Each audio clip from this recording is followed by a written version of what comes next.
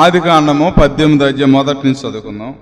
మరియు మమ్రే దగ్గరనున్న సింధూర వనములో అబ్రహాం ఎండవేళ గుడారపు ద్వారమందు కూర్చుని ఉన్నప్పుడు యెహోవా తనకి కనబడెను.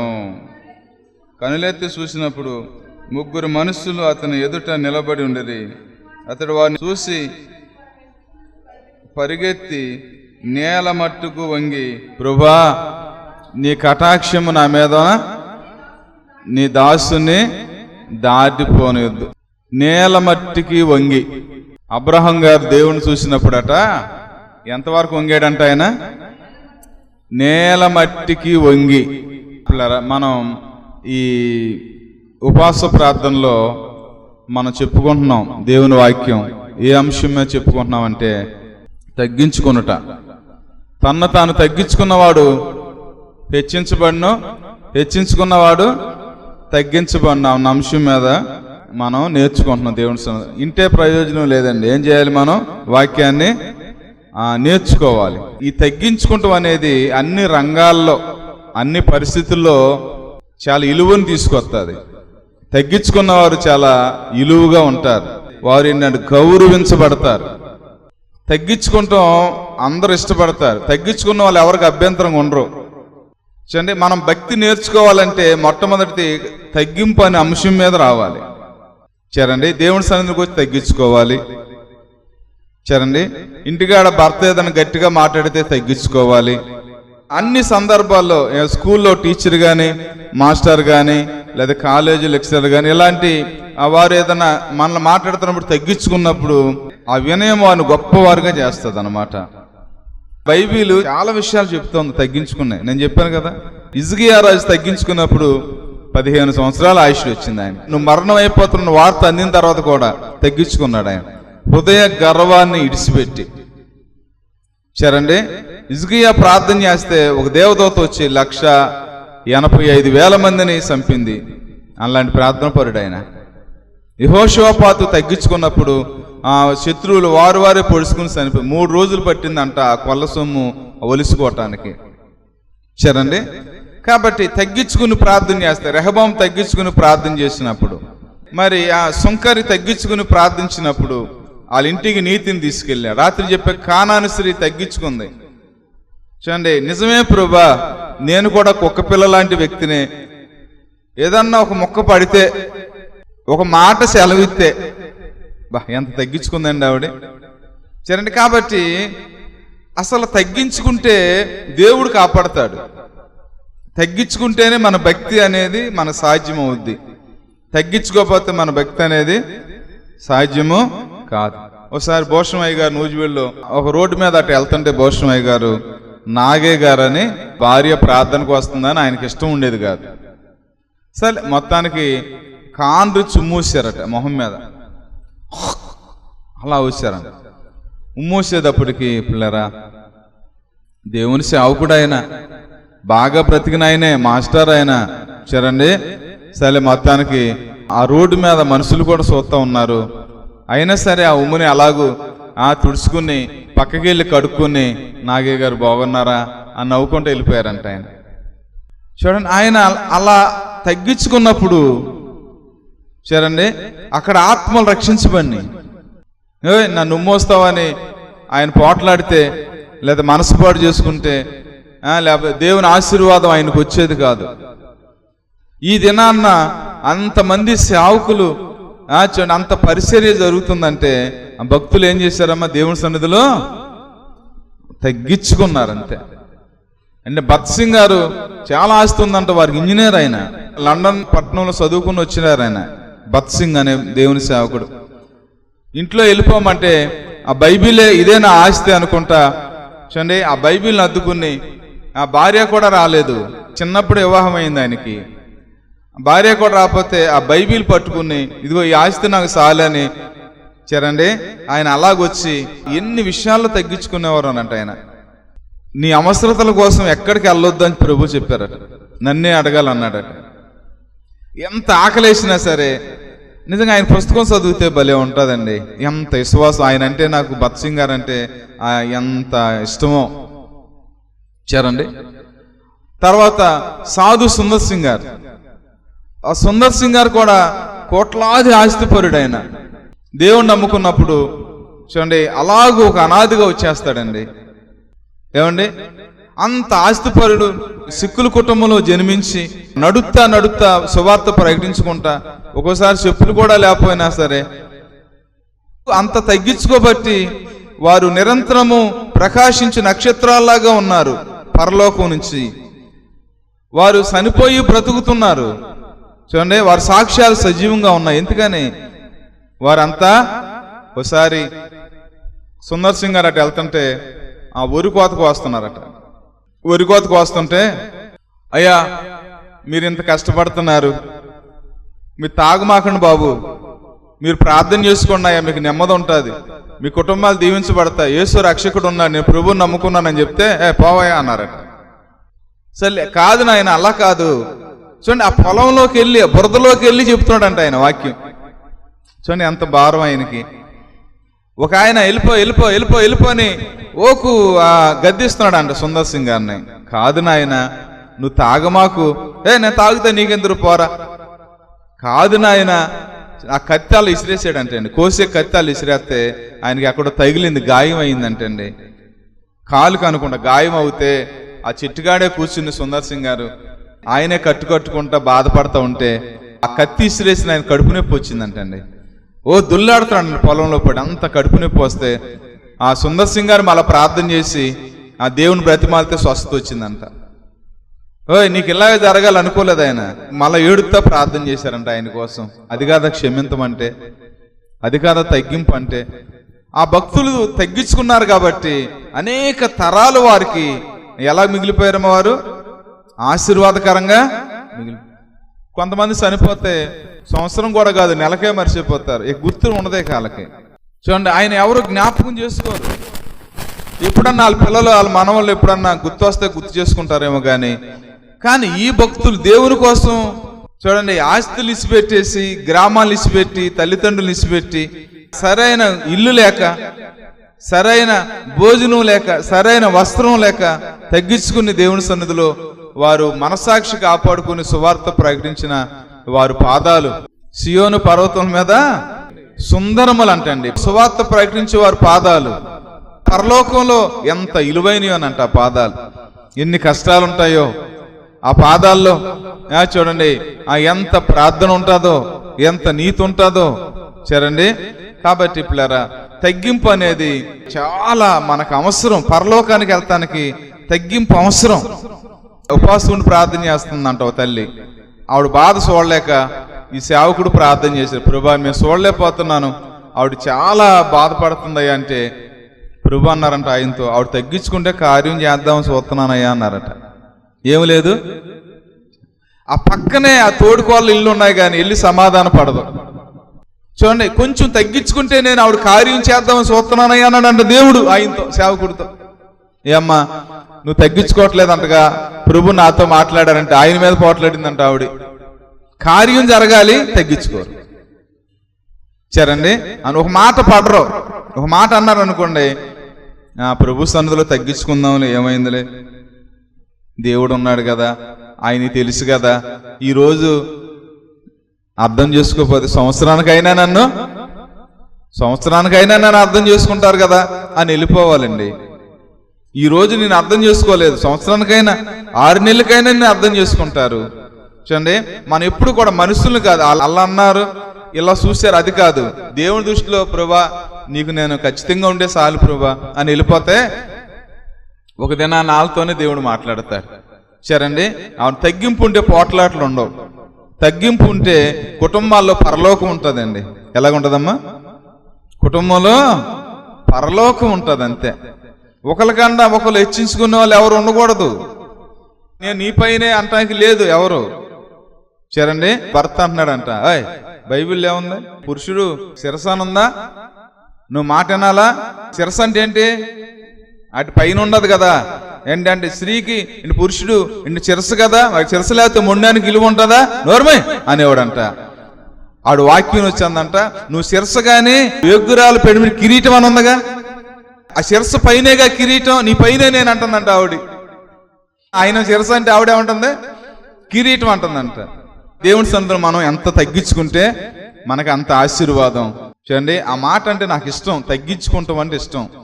చూడండి, నేను తగ్గించుకుంటాం నేర్చుకుంటే అనేక ఆత్మలు రక్షించబడతాయి. చూడండి, కాబట్టి మనందరం కూడా ప్రభు సన్నిధిలో మనం తగ్గించుకోవాలి. నేను సేవకి వెళ్ళిన కొత్తలో విజయవాడ కోటాలకు వెళ్ళేవాళ్ళు, బెంచ్ సర్కిల్ దగ్గర. ప్రభావరణ గారు వాక్యం చెప్పి ఆ స్టేజీ మీద వాక్యం విత్తువాని గురించి ఉపమానం ఏదో చెప్పారు. ఆయన చెప్పి నేను చూస్తాను ఉన్నాను, ఆయన బందర్ సేవకుడు అంట ఆయన అని చెప్తున్నారు ఎవరో. సర్లే, ఆయన అలా చెప్పి స్టేజీ మీద అలా దిగి ఆయన కింద కూర్చుని మళ్ళీ వాక్యం అంటున్నాడు. ఆయన నాకు ఆయన చెప్పిన వాక్యం గుర్తులేదు, కానీ ఆయన చూపించిన మాదిరి నా హృదయంలో ప్రింట్ అయిపోయిందండి. వేల మంది సమూహానికి వాక్యం బోధించాడు ఈ దేవుని సేవకుడు. మళ్ళా కింద ముందర లైన్లో కూర్చుని వాక్యం వింటున్నాడు. ఎంత మాదిరి అనిపించింది. జాన్ డానియల్ గారు ఆ సమయంలో ఆయన వాక్యం అందించి ఆయన కూడా కింద కూర్చుని వాక్యం అన్నారు. ఆయన ఎంత మాదిరి అండి. ఒకసారి ఏస్ అన్న గారు మీటింగ్ వెళ్ళినాం ఇందిరాగాంధీ మున్సిపల్ స్టేడియంలో. సేవకులందరూ కలిపి మీటింగ్ పెట్టారు. ఎంట్రన్స్ సీట్ అనమాట. అందరూ శాలువలు పట్టుకుని దండలు పట్టుకుని ఉన్నారు. దేవుని సేవకుడు వస్తాడు, ఏస్ అన్న గారు వస్తారు. చూడండి, ఆ శాలువ కప్పాలి, దండవ్వాలి, ఆయన గౌరవించాలి, ఆయన మర్యాదించాలి అని అందరూ ఇటు చూస్తున్నారు. స్టేజ్ ఇక్కడ ఉంది కానీ ఇటే పక్క నుంచి లోక జనాల్లో పడొచ్చి అలా వెనకాల పడి స్టేజ్ ఎక్కేసి ఆయన వాక్యం చెప్పేస్తున్నారు. అంటే ఆ గౌరవం నాకొద్దు, ఆ మర్యాద నాకొద్దు, నా దేవునికే కావాలి. నిజంగా ఆయన చెప్పిన వాక్యం కూడా గుర్తుంది. అప్పుడు ఆయన పాట పాడి నా దీపం వెలిగించి అన్న పాట పాడారు ఆయన చాలా సంవత్సరాల క్రితం. ఆయన వాక్యం కూడా దేవుడి దగ్గరికి వచ్చేవాడు దేవుడు ఉన్నాడని నమ్మాలి కదా, ఆయన ఫలము దయచేసి అన్న మా అంశమే చెప్పారు. ఆయన ఆ మాట గుర్తున్నాయి, కానీ ఆయన మాదిరి ఉందే, ఆయన తగ్గింపు ఉందే, అబ్బాయి ఎంత ఆశీర్వాదం అనిపించిందని నాకు అయితే. ఎలాంటి భక్తులు, ఎలాంటి తగ్గింపు ఉంది వారిలో. చూడండి, ఆయన ఘనతను కోరుకోలేదు కదా. విలియం కేరీ గారు ఆ సమాధి మీద రాశారంట ఒక మాట, నేను చనిపోయినప్పుడు నా గురించి ఎవరు మాట్లాడమాకండి, నా రక్షకుడు గురించి మాట్లాడండి అని రాశారంటండి ఆ సమాధి మీద. విలియం కేరీ ఎంత గొప్ప మిషనరీ అండి ఆయన.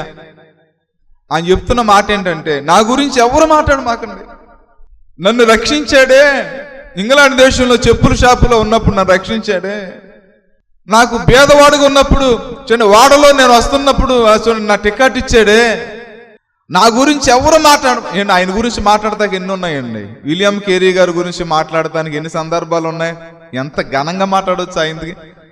చూడండి, విలియం కేరీ గారు భారతదేశం వచ్చినప్పుడు ఆయన చేసిన పనులు, ఆయన విశ్వాసం, ఆయన ప్రార్థన ఎంత గొప్పగా చెప్పొచ్చండి.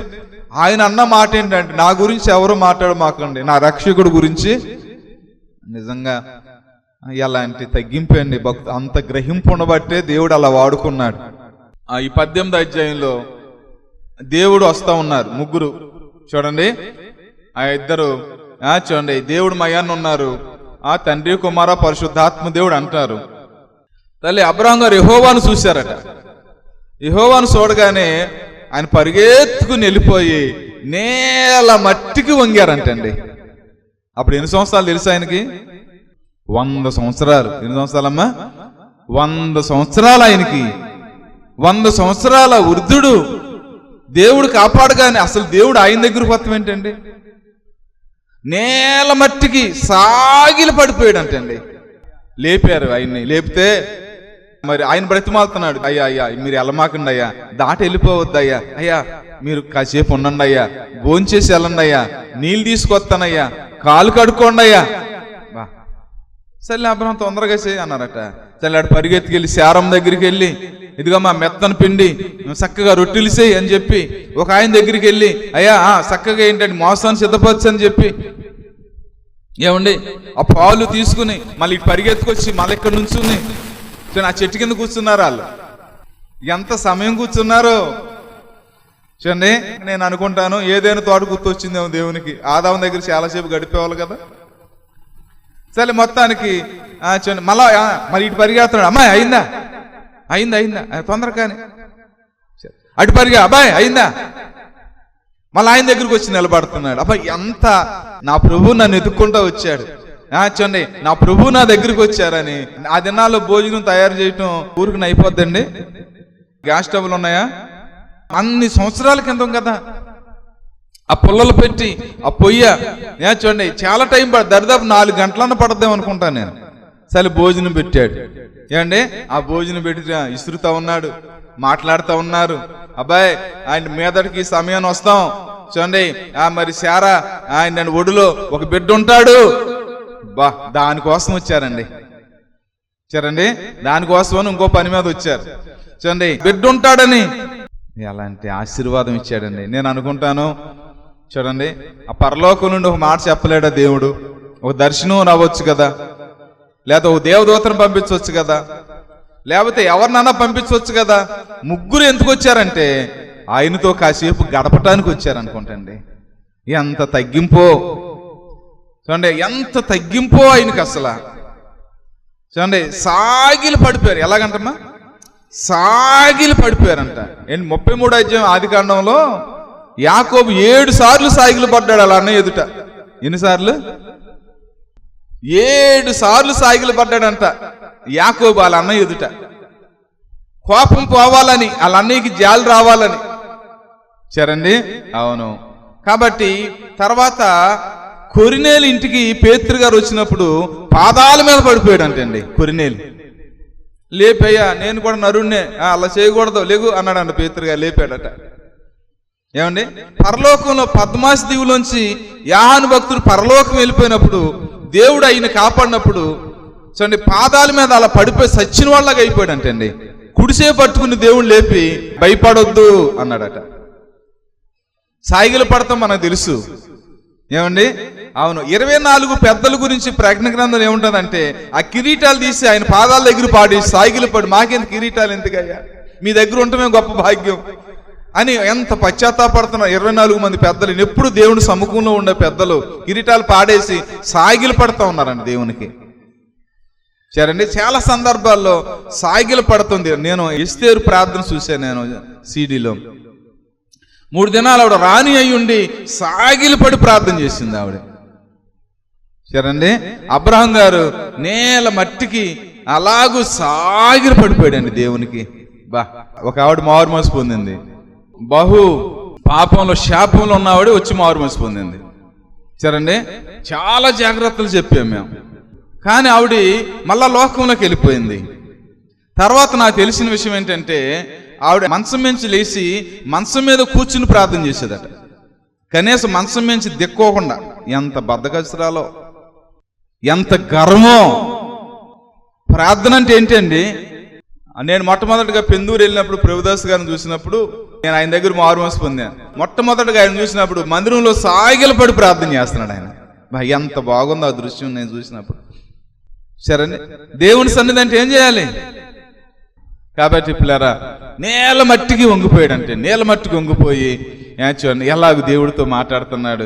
తర్వాత భోజనం అయిన తర్వాత కూడా సాగనమ్మటానికి వెళ్ళాడట. అప్పుడు కూడా దేవుడు చెప్పాడు, అబ్రహాం నేను చేయబోయే కార్యం అబ్రహాం దాస్తానా? అబ్బాయి అంతగానే స్నేహితుడు అన్నారు ఆయన. దేవుని స్నేహితుడు అబ్రహాం, నిన్ను గొప్ప బలం గల జనాంగంగా చేస్తానయ్యా అని కొన్ని విషయాలు చెప్పి ఇంకా నడుస్తా చండి సొదొమ గుబురు వైపు వెళ్తా ఉన్నారు.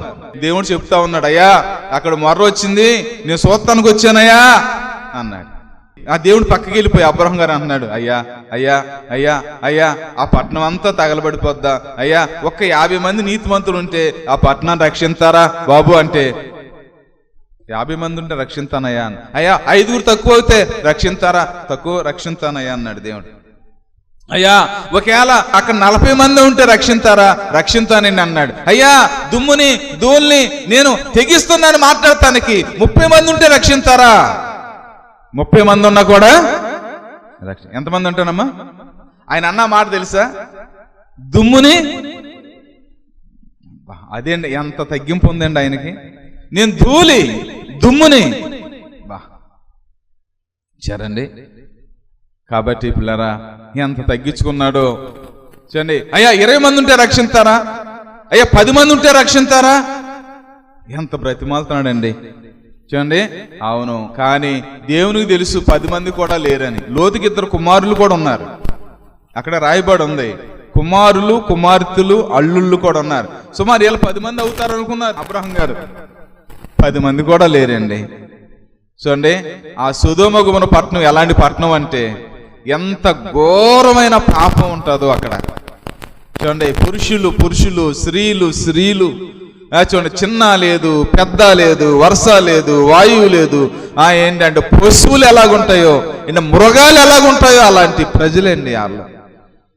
పాపమే. దేవదూతలను తీసుకురండి పాపం చేయటానికి అంటున్నారండి.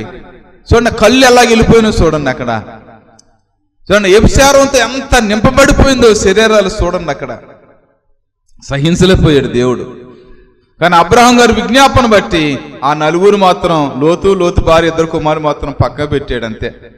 చూడండి, వారు కూడా ఆశీర్వదించబడలేదు. తర్వాత ఆ పట్టణం అంతా కూడా అగ్ని గ్రంథకాల చేత అలాగూ పాపం వల్ల వచ్చే జీతము మరణం. దేవునికి భయపడాలి, తగ్గించుకోవాలండి. చూడండి, దేవుని సన్నిధిలో వణికాలండి. ప్రభు సన్నిధిలో చూడండి, చిన్న తలంపు వచ్చినా సరే అది పోయే వరకు ప్రార్థన గోజాడాలి ప్రభు సన్నిధికి వెళ్ళి. సరండి, అవును. కాబట్టి పిల్లరా, చూడండి, ఆ పరిశుద్ధత అంటే ఎంత ఇష్టమో. పరిశుద్ధుడు, మన ఆరాధించే దేవుడు ఎవరమైనా పరిశుద్ధుడు. దేవుడు పరిశుద్ధుడు కదా. దేవుడు చూస్తున్న దేవుడు కదండి. పరలోకం వెళ్ళాలి కదండి, మనం రక్షించుకోవాలి కదండి, మన పిల్లల్ని రక్షించుకోవాలి కదండి. తగ్గింపేదండి. ఎందుకు పోట్లాట్లు వస్తున్నాయి, ఎందుకు ఫోన్లు పగిలిపోతున్నాయి, ఎందుకు ఇంట్లో సామాను పగిలిపోతున్నాయి, ఎందుకు మనుషులు అలుగుతూ ఉన్నారు, మనుషులు ఎందుకు ఆ హృదయంలో కష్టాన్ని పెట్టుకొని తగ్గింపు లేక ఎందుకు ప్రార్థన చేస్తలేదు? గర్విష్ఠులు, ప్రార్థన లేదు. ఆవిడ మంచం మీద కూర్చుని ప్రార్థన వెళ్ళిపోయింది, ఆవిడ లోకంలోకి వెళ్ళిపోయింది. ఆవిడ 3 ఆడపిల్లలు రక్షించుకోలేకపోయింది, కన్నీరు కార్చలేకపోయింది దేవుని సన్నిధిలో. ఏమండి, ఎంత సాగిలి పడాలి మనం, ఎంత భయపడాలండి. ప్రభా, ఈ దినం ఇచ్చావో ప్రభా అని ఎంత కృతజ్ఞతాస్తుతులు చెప్పాలండి దేవుని సన్నిధిలో. తగ్గింపు ఉందా? ఏమండి, నువ్వు వాక్యానికి తగ్గించుకుంటున్నావా? బైబిల్ పట్ల ప్రభా నాతో మాట్లాడు ప్రభు, తగ్గించుకుని మోకాలి మీద బైబిల్ చదువుతున్నావా? తల్లిదండ్రులు ఒక మాట అంటే యవనస్తులు ఈ దినాల్లో తగ్గింపు లేదు, మాట పడలేకపోతున్నారండి.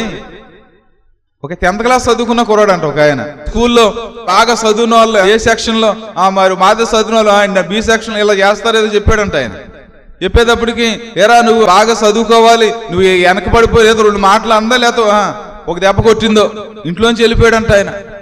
మాట పడే పని లేదు, తగ్గింపు లేదు. తల్లిదండ్రులు గౌరవిస్తాం లేదు. బైబిల్ ఏమో నువ్వు దీర్ఘాయుష్యమంతి నీ తల్లిదండ్రుల్ని సన్మానించమని బైబిల్ చెప్తోంది. ఎదిరికిస్తాం, తిడతాం. సరేండి, కాబట్టి పిల్లరా తగ్గింపు ఉండి, పిల్లలకి తగ్గింపు ఉంటే ఎంత భక్తులు అవుతారండి. తగ్గింపు లేదు, పెద్దవాళ్ళకి తగ్గింపు లేదు, వృద్ధులకు తగ్గింపు లేదు. చూడండి, ఈ దినాలు తగ్గింపు కాపాడతలేదు. చూడండి, 100 సంవత్సరాలైనా అంత సమయం అన్నం వండి అన్నం తిని మళ్ళీ అక్కడికి వెళ్ళి సాగన ఎంత సమయం ఉన్నారో ప్రభు వాళ్ళ దగ్గర. అబ్రహాం గారి దగ్గర ఎంత నేను దుమ్ముని దూల్ని అంటున్నాడు ఆయన. అంత సమయం ఉన్నారు. ప్రభు నీ దగ్గరకు వస్తారా? ప్రభు నీతో ఉంటారా? అయ్యా లోతు, ఇదిగో నువ్వు ఇటు వెళ్తే నేను ఇటువైపు వెళ్తానయ్యా, నేను ఇటు వెళ్తే ఇటువైపు వెళ్తానయ్యా, నీ పశువులు కాపలు నా పశువుల కాపలకి అయ్యా దెబ్బలాట వచ్చిందయ్యా, పడతలేదయ్యా, విస్తరించేమయ్యా, పశువులు ఎక్కువైపోయినాయ్యా, మనం వేరుగా ఉంటే మంచిదయ్యా అని అబ్రహాం గారు చెప్తే, అదేంటి పెద్దనాన్న అలా మాట్లాడుతున్నావేంటి? ఏదో పశువులు కాపర్లకి దెబ్బలాట వస్తే మనం విడిపోవాలా? మన రక్త సంబంధం కదా, నిన్ను వెంబడించే దేవుడు నన్ను అంత దీవించాడు కదా, ఎందుకు అలాగ అంటున్నావు అని అనలేదండి ఆయన. తగ్గించుకోలేకపోయాడు లోతుకు తగ్గింపు లేదు అసలు.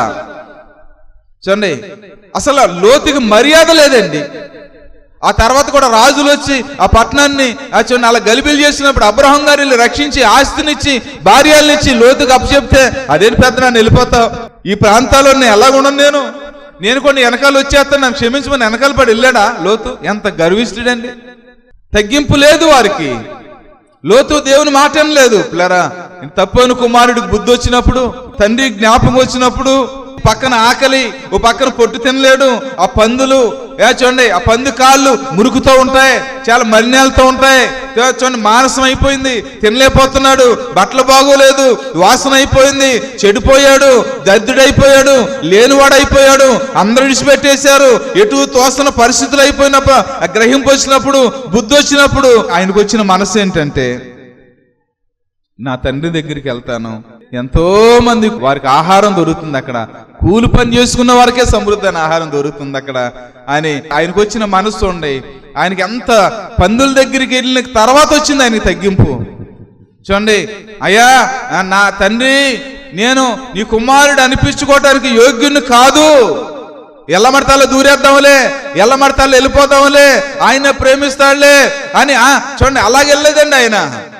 చూడండి, నేను పరలోకమునకు విరోధముగా నీ ఎదుట పాపం చేశానని చెప్పటానికి, చూడండి నేను కొడుకుగా కాదు నీ కూలువానిగా, పొలం ఉంది కదా నీలో, చాలా మంది పని చేస్తారు కదా, కూలువానిగా పెట్టుకుంటారా అని అడగటానికి వెళ్ళాడు ఆయన. చూడండి, కుమారుడిగా ఉండటానికి వెళ్ళలేదు ఆయన. కుమారుడిగా ఉండటానికి తప్పని కుమారుడు వెళ్ళలేదని తండ్రి దగ్గరికి. మీరు బాగా ఆలోచించండి, లోకసువార్త 15వ అధ్యాయంలో ఆయన ఎలాగెళ్ళాడంటే నీ కూలువానిగా. బా, ఎంత తగ్గించుకుని వెళ్ళాడు. చూడండి, ఆ తగ్గింపును చూసి, ఆ కన్నీరు చూసి చూడండి ఆ తండ్రి ఊరుకున్నాడండి. ఊరుకున్నాడా? సర్లేరా పని చేయి, వాళ్ళతో పాటు కష్టమని నీకు తెలియాలి అన్నాడా? చూడండి, మనం కూడా దేవుడి దగ్గరికి ఎలాగెళ్ళాలి? తగ్గించుకుని వెళ్ళాలి. ప్రభా, నేను యోగ్యున్నా, నా శరీరాన్ని పాడు చేసుకున్నాను, నా కళ్ళు పాడు చేసుకున్నాను, నేను అపిత్రుడు అయిపోయాను, నేను అన్యాయం అయిపోయాను, నేను మురికైపోయాను, నేను పాపంలో కొట్టుకెళ్ళిపోయాను, నీ పరిశుద్ధమైన తలని తొక్కటానికి అర్హున్నా ప్రభా, నేను క్షమాపణ అడగటానికి అర్హున్నా, నేను ఇంత మాలిన్యం అయిపోయాను, నా నోటి నిండా అబద్ధాలే, ప్రభా క్షమాపణ అడగటానికి కూడా యోగ్యుని కాదని ఆయన ఏమన్నాడమ్మా, రొమ్ము కొట్టుకుంటూ సుంకర ఎలా ప్రార్థన చేశాడు? రొమ్ము కొట్టుకుంటా. చూడండి, ఏబు గ్రంథంలో ఉంటుంది. చూడండి, రొమ్ములో తన పాపాన్ని చూడండి దాచాడని, ఆ వేషధారణ అవుతాను, పిల్లరా రొమ్ము కొట్టుకుంటా, అయ్యా అయ్యా అయ్యా అయ్యా. నేను మనం ఎలాగెళ్ళాలండి దేవుని సన్నిధికి? మనం ఎలాగెళ్ళాలి? ప్రభా, నీ సమయాన్ని అంతా వృధా చేశానయ్యా, దేవుని ఆలయాన్ని పాడు చేశానయ్యా, మీరిచ్చిన ధనాన్ని పాడు చేశానయ్యా, మీరిచ్చిన సమయాన్ని నేను పాపానికి ఉపయోగించానయ్యా. తప్పని కుమారుల్లాగా నువ్వు తగ్గించుకుని వస్తే అబ్బా కోల్పోని అన్ని ఇస్తాడు. చూడండి, కోల్పోని అన్ని కూడా ప్రభు నీకు ఇస్తాడు కదా. నువ్వు ఇంట్లో ఎలా ప్రార్థన చేస్తున్నావు? తగ్గించుకుని ప్రార్థన చేస్తున్నావా? నేను యోగ్యుని కాదని ప్రార్థన చేస్తున్నావా? నువ్వు ఎలా ప్రార్థన చేస్తున్నావు ప్రభు సన్నిధిలో? బైబిల్ పట్టుకుంటానికి అర్హత నాకు లేదని ప్రార్థన చేస్తున్నావా? ఏమండి, ఎలా భయపడుతున్నావు నువ్వు దేవుని సన్నిధిలో? ఏమండి, కాబట్టి యేసయ్య శిష్యుల పాదాలకు అడిగారే, ఎంత తగ్గింపు ఆయనకి. సరేండి, అవును. కాబట్టి అబ్రహాం గారితో అంత సమయం ఉన్నాడంటే నిజంగా ఎంత ఆశీర్వాదం అండి. చూడండి, మనం కూడా అలాంటి భక్తి చేయలేమా? చేస్తాం. దేవుడు మనకు కూడా విశ్వాసం ఇస్తాడు, అందుకని మనం రక్షించుకున్నాడు. సరే, నువ్వు కూడా బలపడు, తగ్గించుకో, దేవుని సన్నిధిలో యేసయ్య ఎదుట తగ్గించుకో. యేసయ్య ఎదుట తగ్గించుకుని చక్కగా వినయంతో నువ్వు ప్రార్థన చేస్తే, తగ్గించుకుని ప్రార్థన చేస్తే దేవుడు ఆలకిస్తాడండి. గర్వంగా చేయమాకు, వచ్చాను చేయమాకు, అండ్ పరిచయలాగా చేయమాకు. సరేండి, నువ్వు తగ్గించి ప్రార్థన చేయి, నువ్వు గొప్ప దేవుడి దగ్గర ఆశీర్వాదాలన్నీ సంపాదించుకో. దేవుడు నిన్ను దీనులుగా, దీవెనకర వ్యక్తులుగా చేస్తాడు. మా అడ్రస్ LAF బెతెస్దా ప్రార్థనా మందిరం, స్విమ్మింగ్ పూల్ రోడ్, సర్కర్ తోట, మచిలీపట్నం, ఆంధ్రప్రదేశ్, కృష్ణా డిస్ట్రిక్ట్.